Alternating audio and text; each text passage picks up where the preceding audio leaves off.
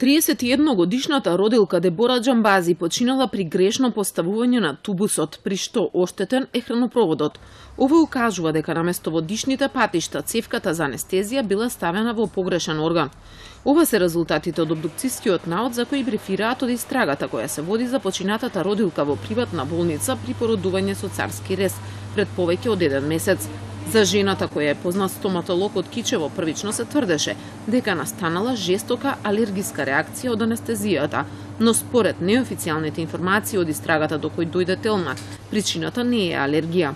Извештајот од обдукцијата уште минатата недела е предаден во обвинителството каде што веќе е отворен предмет, но оттаму се уште не сакаат да коментираат бидејќи предметот е во истрага. За можните причини за смртта веќе се зборува и во лекарските кругови, но и оттаму никој не сака официјално да ја потврди информацијата. Извештајот е доставен и до лекарската комисија која работи на случајот, но од кабинетот на министерот за здравство велат дека утре ќе го проверат ова. Сепак и оттаму бидејќи се работи за истрага велат дека нема да откријат детали.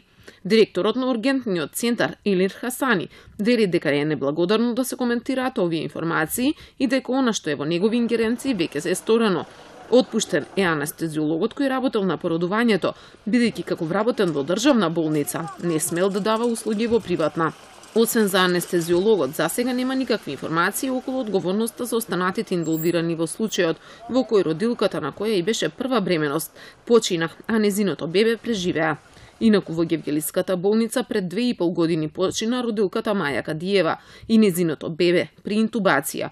Во обдукцијата беше констатирано дека таа и незиното бебе останале без кислород подолго време, поради што настанала смртта. Судењето против анестезиологот и двајцата гинеколози кои го извршуваа породувањето се уште трае.